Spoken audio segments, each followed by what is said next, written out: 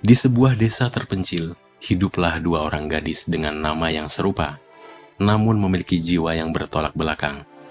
Yang satu seputih melati, yang lain semerah api. Ini bukan sekedar dongeng tentang saudara tiri yang jahat, melainkan tentang bagaimana alam semesta bekerja secara adil untuk membalas setiap perbuatan. Mari kita bedah legenda tentang bawang merah dan bawang putih.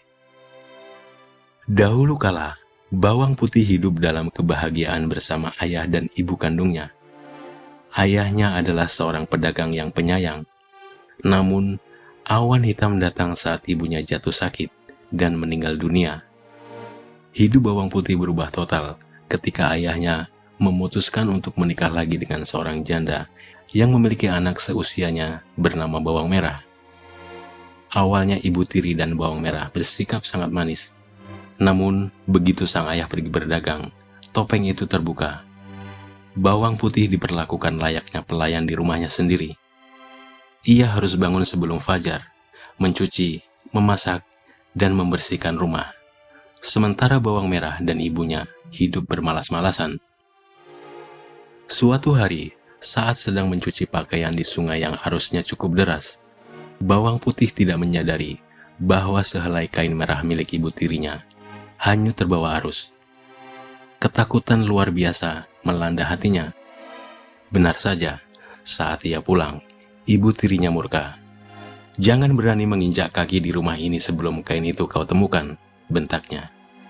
Dengan air mata yang mengalir, bawang putih menyusuri pinggiran sungai hingga hari mulai gelap. Ia bertanya pada setiap orang, hingga langkahnya membawa jauh ke hulu sungai, tempat di mana sebuah gubuk tua berdiri di dekat gua.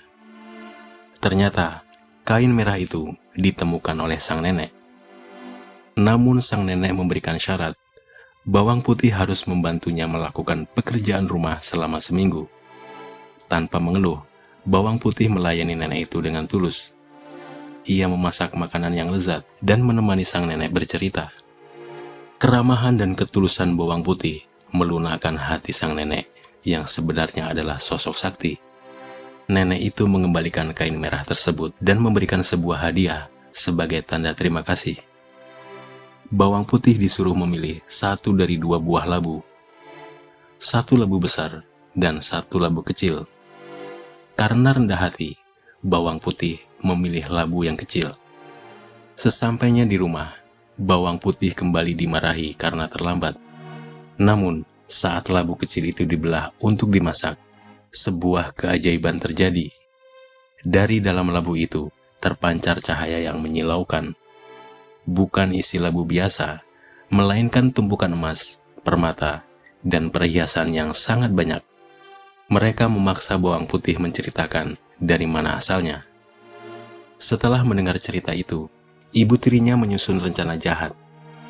Ia menyuruh bawang merah melakukan hal yang sama, menghanyutkan kain secara sengaja, pergi ke gubuk nenek, dan bersikap pura-pura baik. Namun tabiat asli bawang merah tidak bisa disembunyikan. Selama di gubuk, ia bermalas-malasan dan membentak sang nenek. Saat tiba waktunya pulang, dengan sombongnya, bawang merah memilih labu yang paling besar. Ia yakin bahwa isinya akan jauh lebih banyak dari milik bawang putih. Dengan penuh nafsu, mereka membelah labu itu. Tapi, alih-alih emas yang keluar dari dalam labu, yang keluar dari dalam labu adalah asap hitam pekat berisi hewan-hewan berbisa, ular, kalajengking, dan kelabang. Hewan-hewan itu menyerang mereka sebagai balasan atas keserakahan dan kekejaman yang selama ini mereka lakukan.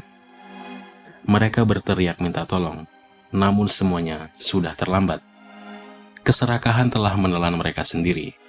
Bawang putih, dengan kebaikannya, akhirnya hidup tenang dan menggunakan kekayaannya untuk membantu orang yang membutuhkan. Kisah bawang merah dan bawang putih bukan sekedar tentang labu ajaib. Ini adalah pengingat bahwa ketulusan akan selalu menemukan jalannya menuju kebahagiaan. Sementara keserakahan dan kebencian hanya akan membangun penjara bagi dirinya sendiri. Siapa yang menurut kalian paling bersalah dalam kisah ini? Tulis pendapat kalian di kolom komentar Jangan lupa like jika kamu suka cerita ini, dan subscribe untuk update legenda Nusantara menarik lainnya.